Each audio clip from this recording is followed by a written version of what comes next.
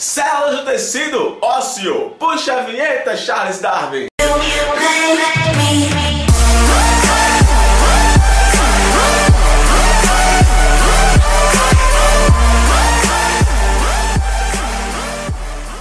Fala galera maravilhosa, seja bem-vindo a mais uma aula aqui no meu canal Biolodúvidas, onde toda terça ou toda quinta eu disponibilizo para você aulas aqui no meu canal. Lembrando de qualquer assunto da biologia e de qualquer nível. Aqui tem aula de ensino fundamental, tem aula de ensino médio e tem aula de ensino superior. Hoje eu vou estar falando sobre as células do tecido ósseo. Eu espero que essa aula ela vá servir para aquele estudante que está estudando histologia na faculdade, na universidade. Ah, Patrick, quer dizer então que eu que estou aqui me preparando para o vestibular ou estou no ensino médio e eu não posso assistir essa aula? Poder você pode, só que aqui eu vou dar uma aprofundada na questão das células que formam o tecido ósseo. Eu vou estar falando sobre osteócitos, osteoblastos e osteoclastos. Vou também dar uma pincelada sobre a matriz óssea e vou explicar o processo de osteogênese, que é o processo de formação dos ossos.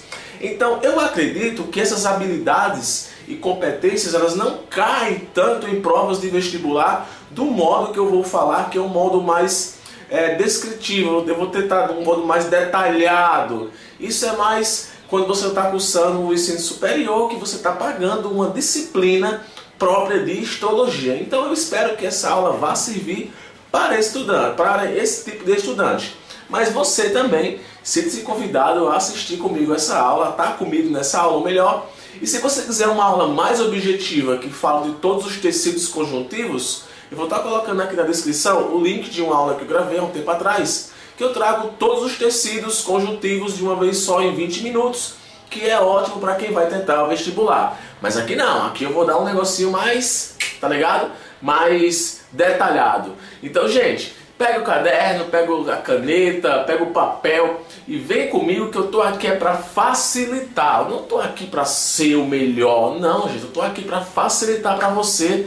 Eu tive uma vida acadêmica muito difícil e eu não tive esse tipo de ajuda, então eu resolvi ajudar as pessoas que precisam. Então, todo e qualquer material que eu utilizar nessa aula, eu posso também mandar para seu e-mail. Você me coloca aqui, digita aqui embaixo seu e-mail, que eu mando para você. Sem mais delongas, vamos lá compreender esse magnífico tecido, ou melhor, essas magníficas células do tecido ósseo. Vem comigo entender essa bagaça agora. Beleza, então vamos aqui compreender essa bagaça que é muito massa. Bicho, eu amo histologia. Vamos aqui antes lembrar das funções do tecido ósseo em si, né? Lembra? Principal constituinte do esqueleto. Então o esqueleto é basicamente feito de tecido ósseo. Protege órgãos vitais, aí coração, a questão do cérebro, né? A caixa torácica, enfim, aloja a medula óssea. Medula óssea onde vai estar acontecendo a produção aí do sangue. Proporciona o apoio aos músculos, né? Serve de alavancas, graças aos ossos que a gente consegue movimentar os músculos, e são depósitos de cálcio e fosfato. Essa é uma das funções mais importantes dos ossos. São depósitos de minerais, de sais minerais, e esse cálcio e esse fosfato, dentre outros, bicarbonato, magnésio, enfim, vários sais acabam sendo depositados neste tecido. Isso porque lá vai possuir células específicas que irão desempenhar essa função.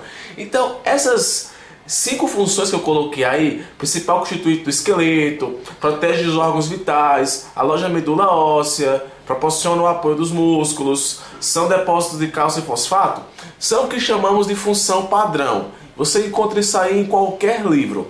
Essas funções aí eu tirei de uma forma bem sintetizada do livro de Junqueira e Carneiro. Então ele traz de uma formazinha bem compacta e basicamente essa é a função do tecido ósseo, né? Além de formar os ossos, é proteger e proporcionar esse apoio aos músculos. Mas quais são as células que formam esse tecido? Não sei se você já assistiu às minhas aulas anteriores de tecido conjuntivo e você viu que cada tipo de tecido conjuntivo tem as suas células específicas. Tem os adipócitos, quando a gente está falando lá de tecido adiposo. tem os condroblastos, quando está falando sobre tecido cartilaginoso. E, enfim, cada tipo de tecido vai ter suas células específicas. Isso não vai ser diferente com o tecido ósseo, ele também vai possuir as suas células específicas. A diferença é que ele vai possuir mais de uma célula, ele vai possuir algumas células que irão formar esse tecido. Nós temos aqui essa gravura que eu também retirei do livro de Junqueira e Carneiro, e é uma das gravuras mais detalhadas o possível para nos explicar quais são os componentes que compõem o tecido ósseo. Então a gente vai estar encontrando os osteócitos, os osteoblastos e os osteoclastos. São células que o nome é bem parecido, mas são células que desempenham funções bem específicas dentro desse tecido, além da matriz óssea. Eu já falei em uma aula anterior, mas eu vou repetir. Olha só, o tecido ele é formado por células e substâncias extracelulares. Essas substâncias extracelulares formarão a matriz daquele tecido. E muitas vezes a função do tecido é desencadeada graças a essa matriz. Você observou isso se você estudou comigo o tecido cartilaginoso. O tecido cartilaginoso, a sua matriz, é ela quem vai desempenhar a função da cartilagem em si.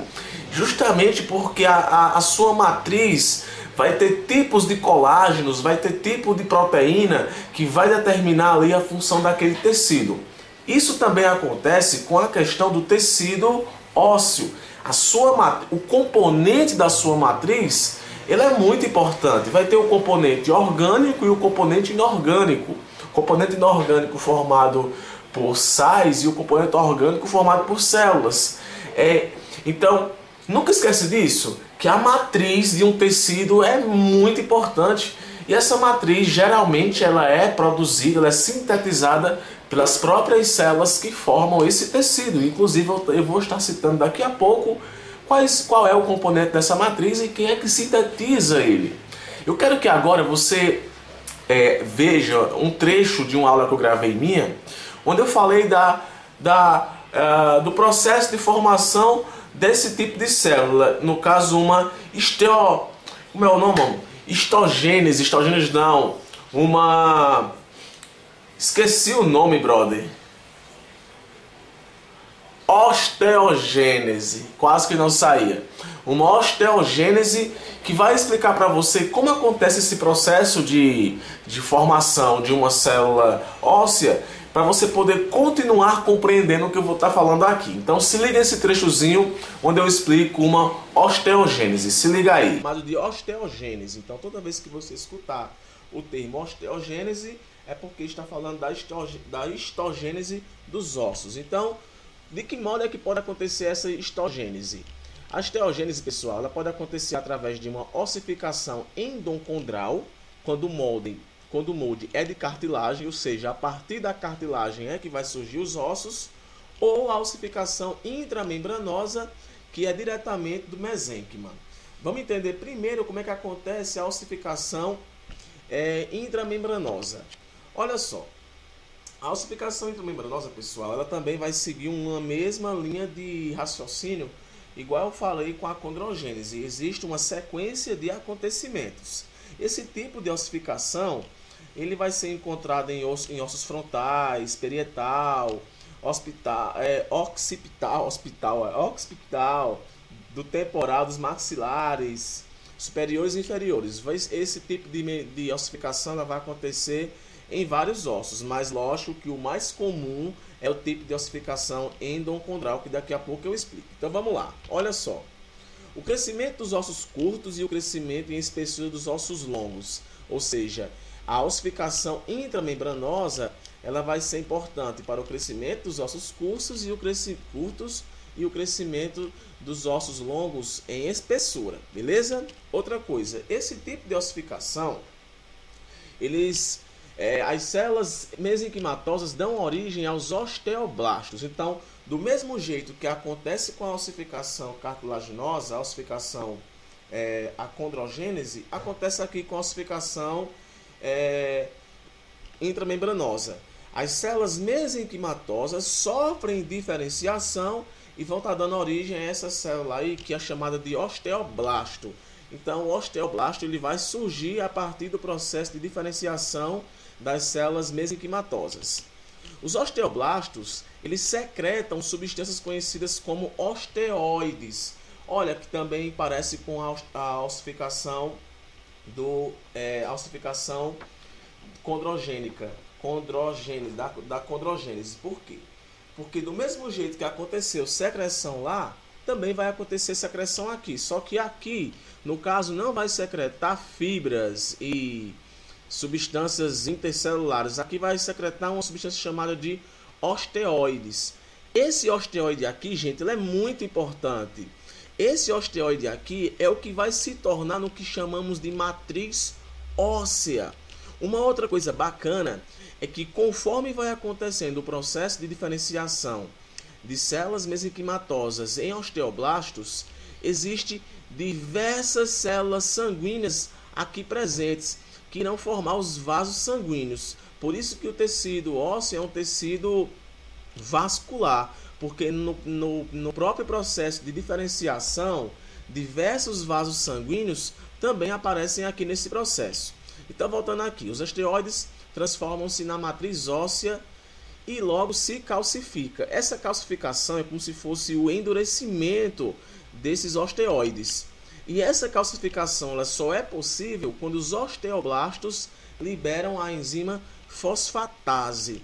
Então, esse tipo de ossificação aqui, pessoal, ele acontece não a partir de uma cartilagem, e sim a partir de células mesenquimatosas, que nada mais é do que um processo de diferenciação em osteoblastos. Esses osteoblastos, por sua vez, vão secretar substâncias conhecidas como os osteoides. Esses osteoides, por sua vez, vão formar a matriz óssea.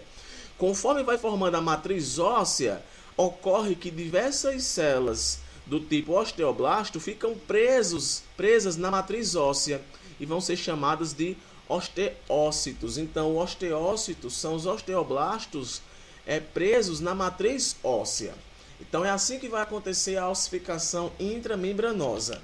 A ossificação endocondral é um tipo de ossificação mais comum, principalmente porque acontece a partir de um molde de cartilagem. E também vai seguir uma sequência bem específica. Vamos lá. Olha só. Precisa de um molde de cartilagem. Essa ossificação é comum em ossos longos. Então, está aqui a demonstração de uma ossificação em ossos longos. Está aqui o molde de cartilagem e perceba que a ossificação ela acontece de dentro para fora. Então, vamos lá entender qual é essa sequência que acontece.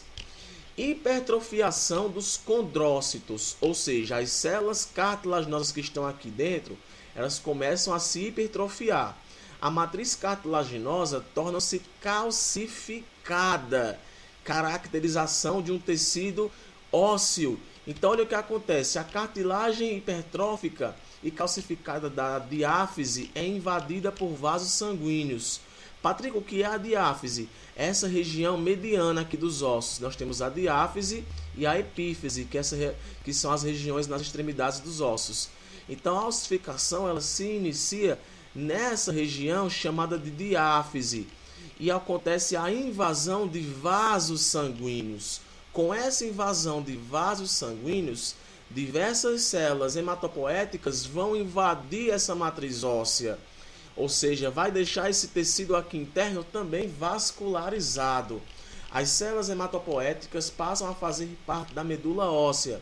E os osteoblastos depositam-se matriz óssea e formação de osteócitos. Então, conforme vai acontecendo a invasão aqui de células hematopoéticas, a matriz óssea vai começando a surgir a partir de osteócitos. Ou seja, os osteócitos que surgem a partir dos osteoblastos. E outra coisa bacana, além dos osteoblastos, também tem os osteoclastos que vão começar a modelar a parte interna dos ossos. Então, esse tipo de ossificação, ele acontece graças a um molde de cartilagem. Então, não esquece jamais disso. As células hematopoéticas elas passam a fazer parte da medula óssea e os osteoblastos depositam a matriz óssea para a formação dos osteócitos. Disso você não pode esquecer. O processo ele se estende em direção às epífises, as regiões que se encontram nas extremidades. E pela ação dos osteoclastos, vai se começar a fazer a modelagem desse osso que vai estar aí surgindo.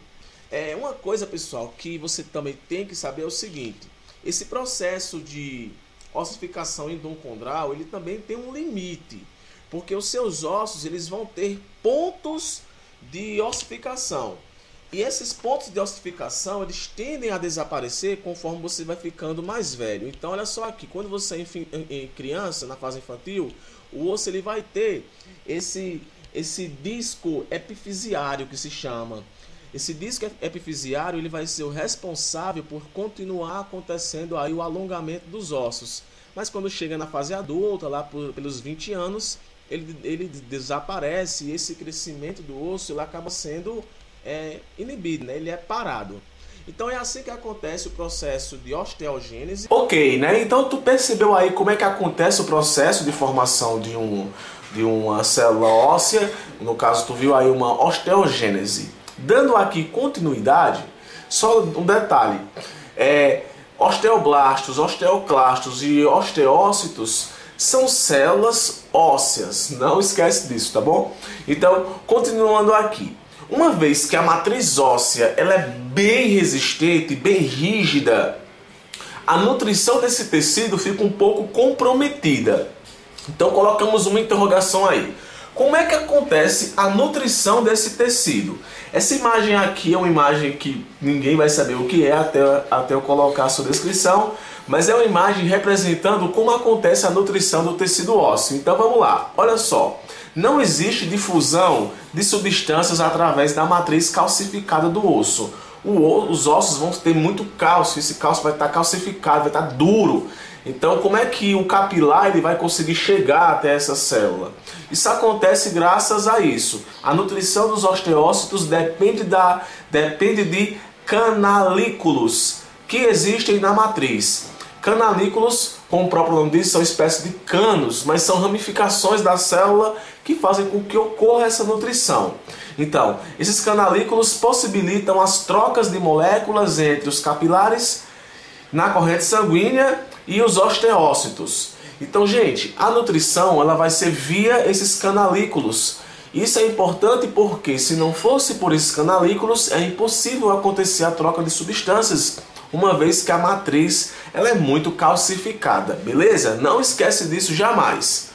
Vamos lá compreender umas características agora mais específicas sobre as células que formam esse tecido, no caso, os osteócitos, os osteoblastos e os osteoclastos. Então, vamos aqui compreender as características dos osteócitos. Osteócitos, como você pode ver aqui, ó, fica um pouco distante dos osteoblastos. E isso tem uma explicação bem bacana que eu vou comentar para vocês.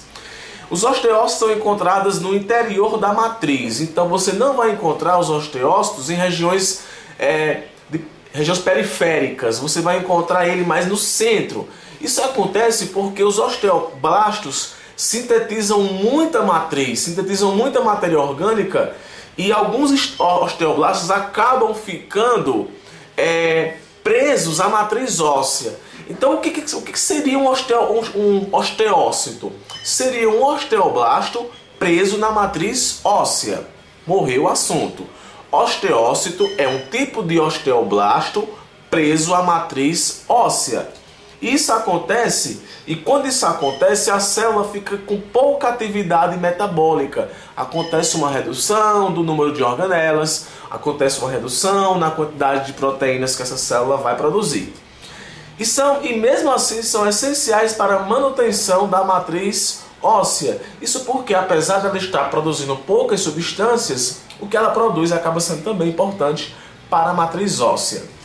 Com relação aos osteoblastos, estou aqui utilizando a mesma imagem, note que o osteoblasto ele já vai estar nessas regiões mais periféricas e não propriamente dito dentro da matriz óssea. Então qual é a sua função? Sintetizam a parte orgânica da matriz. Aí vamos agora entender. Que matéria orgânica é essa? Seria o colágeno tipo 2, seriam as proteoglicanas e as glicoproteínas e outra infinidade de substâncias. Essas aí são as mais importantes, as mais abundantes. Principalmente o colágeno tipo 2, que é o que vai dar resistência aos ossos, beleza? Tem capacidade de armazenar fosfato de cálcio, participando da mineralização da matriz óssea. Então, além dele conseguir armazenar, ele participa da mineralização, ou seja, da produção também da parte inorgânica dessa matriz óssea. Muda de forma de acordo com a sua atividade. Acabei de comentar que se esse osteoblasto ele ficar preso na matriz óssea, ele vai acabar perdendo aí a sua capacidade ativa metabólica e vai se tornar um osteócito. Então, osteoblasto é uma célula sintetizadora da matriz óssea. Beleza? Essa informação ela é muito importante quando você compara o osteoblasto com o osteoclasto. Então, o osteoblasto é uma célula que sintetiza a matriz orgânica, ou seja, é uma célula que praticamente forma os ossos. Mas os ossos em si, eles têm componentes importantes para todas as células do corpo. Então é preciso que exista uma outra célula que faça a remoção desse componente que vai estar na matriz óssea para poder disponibilizar para a corrente sanguínea e ela distribuir por todo o corpo. Então qual seria essa célula? O osteoclasto.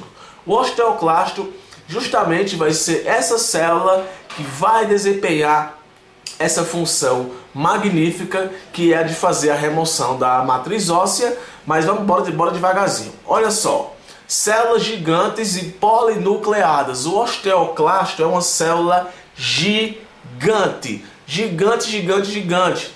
E é uma célula polinucleada, possui dezenas de núcleos, chegam até a possuir 50 núcleos nessa célula.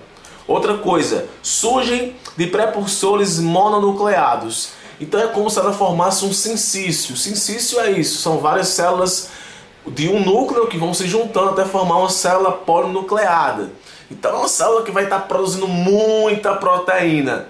Participa da reabsorção óssea, ela vai estar lá fazendo a absorção dessa parte inorgânica da matriz óssea. Os osteoclastos vão desempenhar uma função muito importante na questão da reabsorção da matriz óssea. Isso vai ser importante demais para poder as células de todo o nosso corpo possuir cálcio, possuir fosfato, justamente porque esses minerais praticamente vêm dos ossos. Então é preciso que tenha uma célula que faça essa remoção.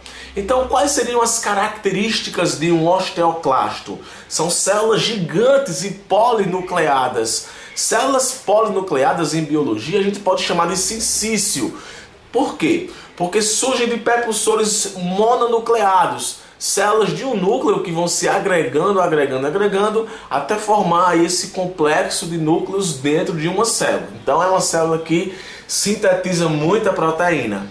Participa da reabsorção óssea, tem uma atividade de mineralizadora, ela vai cavar lá e vai absorver para ela esses sais, essa parte inorgânica da matriz óssea. E é sobre essa parte de reabsorção óssea que eu queria que você compreendesse melhor. Olha só, aqui eu tenho o osteoclasto. Olha o tamanho dele. Olha que ele está voltado uma parte para essa região e uma parte para a matriz óssea mesmo. Então olha só, a superfície ativa do osteoclasto é voltada para a matriz óssea, apresentando prolongamentos. Então observe aqui onde eu estou passando o mouse, esses prolongamentos que estão aqui direcionados para a matriz óssea. Circundando esse prolongamento encontram-se a zona clara. Olha aqui agora essa zona clara que está circundando esses prolongamentos. A zona clara é um local de adesão dos osteoclastos à matriz óssea. Então, vai ser essa zona clara que vai estar justamente unindo o osteoclasto à matriz óssea. Então, o que será que acontece aí? Os osteoclastos secretam ácido, colagenase e hidrogenases que atuam digerindo a matriz orgânica. Então, essa célula ela é preparada para secretar esse tipo de substância, por isso que ela é polinucleada, porque ela vai estar secretando muita colagenase para poder digerir a parte orgânica e a parte inorgânica. Isso aí, pessoal, é de fundamental importância para a manutenção da concentração de cálcio no sangue, a concentração de fosfato no sangue. E olha aqui essa imagem que eu retirei do livro também de Junqueira, que traz pra gente justamente esse processo de reabsorção, porque essa célula ela absorve esses sais e depois joga lá na corrente sanguínea. Então olha só aqui, então vai estar participando do lisossomo que atua na digestão celular. Então, esquema de reabsorção, enzimas contidas nos lisossomos, originados do complexo de Golgi e íons de hidrogênio, também produzidos pelo osteoclasto, são transferidos para o microambiente fechado pela zona da circunferência clara, onde atuam confinados do restante do tecido.